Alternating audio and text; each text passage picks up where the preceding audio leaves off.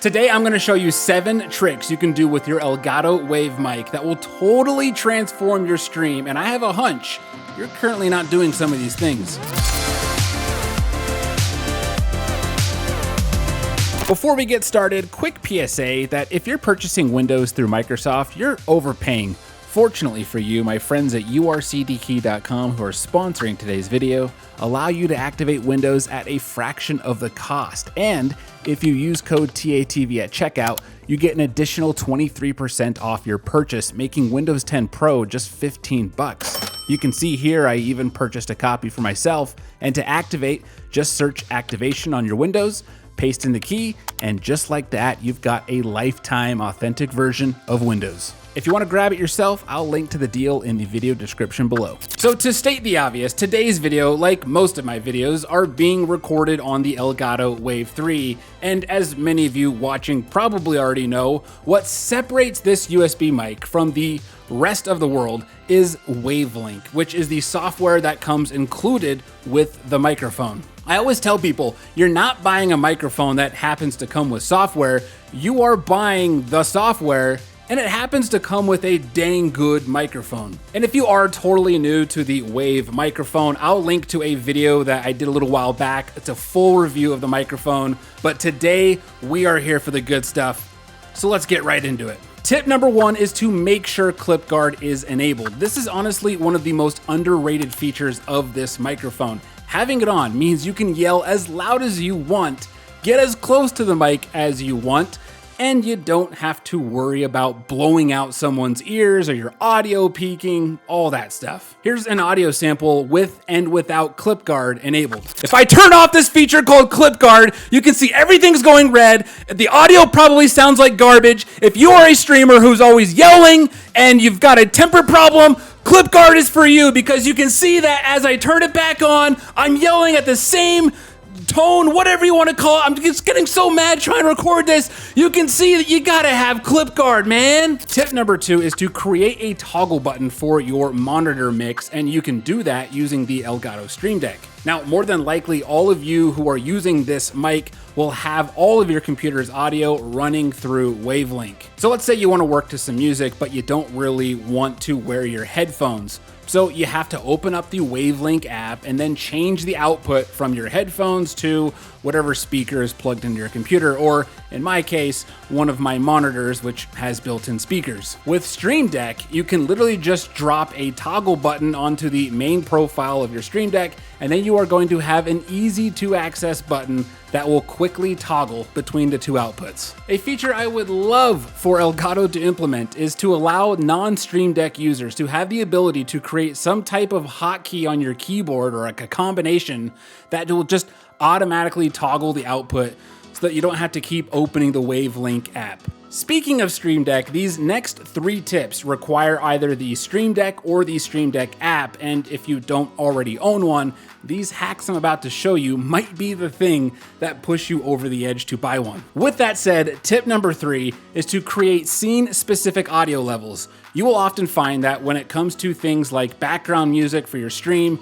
you'll want that either louder or quieter or even off for certain parts of your stream. So instead of creating a button on your Stream Deck that just activates a certain scene within your stream, use the multi-action feature, which allows you to trigger multiple actions at once. So here we can trigger the countdown scene to take over, while at the same time increasing the audio of the music to get the viewers hyped. I can then create another button using the multi-action that activates my just chatting scene, and it will automatically lower my background music to the desired volume so that people can hear me talk. You can even add fades, so that way when you switch a scene, it's not like a harsh drop or an increase in volume. It fades nicely and you don't have to keep manually adjusting the volume. And you can continue to repeat this process with other scenes, like a be right back screen. If I gotta run off stream for a second, I can just press the be right back button, and I know that it will switch scenes and increase the music volume while viewers wait, without me having to do anything else. Bonus tip, if you happen to use like an ending scene that sits there for a minute before officially stopping your stream, consider adding an automatic action to mute your mic. That way you don't hit the end button with your mic still hot and say or even let out something that could be embarrassing or potentially career-ending. Tip number 4 goes along with this, and that is to take what you just learned in tip number 3 and apply it to different games you play. If you play different games on streams, you might have different audio preferences for each game. So in a casual racing game, you might like hearing the stream background music along with your viewers, but maybe in a game like Call of Duty, you want to be more focused and really hear those footsteps. So, using multi-action, you can create a button that not only launches the specific game you want to play, but auto-adjust your sub-mixes, like turning off the music for you so that you can focus on the game while leaving it on for viewers. So now every time I press a button to launch a particular game, those audio settings are immediately applied to my stream. Tip number 5 is the last of the Stream Deck ones, and that is to have what I like to call a baseline button for certain audio levels,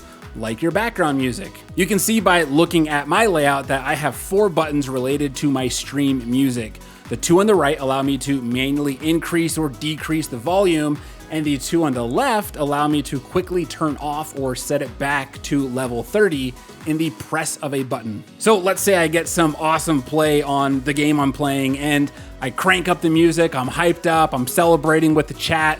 Once it's time to get back to normal, rather than taking the time to manually lower the volume and figure out exactly where that good level is for background music, I already have a button set to the preferred level that will take me there instantly, and of course it uses the fade feature to make that transition smooth. This trick can be applied to any audio input that you have a need to kind of reset repeatedly throughout the stream back to its preferred normal level. And tip number 6 is for all my Wave 1 homies out there. Unlike the Wave 3, the Wave 1 doesn't have the ability to toggle between your various audio settings on the physical mic. Software, it's all the same, but there is a hardware difference between the two. When it first came out, you could only use that dial to control the volume, but now Elgato has updated the software to allow you to choose which audio setting you want to control as the default on that physical dial. So if adjusting the gain on the fly is important to you, now you can change that default dial setting inside your Wave mic settings. And tip number 7 is for all those who use their mics for video conferencing, and that is the ability to lock your gain. Early on when the mic was first released, users, myself included, were finding that apps like Zoom and Google Meet were auto-adjusting the microphone gain to enhance your sound, but it would only make things worse. 1 second your gain is like full blast, the next second your coworkers can barely hear you. So by activating this feature, Elgato essentially locks your current gain level in place. You can still adjust it on the dial or even on the software, but it just blocks other applications from attempting to adjust the gain level that you had already set. Now, in my last video, I said that I would give away a free Windows 10 Pro license to a lucky commenter on the video, and that winner is Thomas. Congrats on that, Thomas. I will get the details sent over to you, and hey, we're gonna do one more giveaway for another Windows 10 Pro license, so if you want that, drop a comment down below and be sure to include #ZC to let me know that you want to be eligible to win. Hopefully these tips help maximize your Wave mic, and if you haven't caught my full review on this microphone, you can do that by clicking this lovely video right here. I mean, look at it. It looks awesome. Anyway, enjoy it.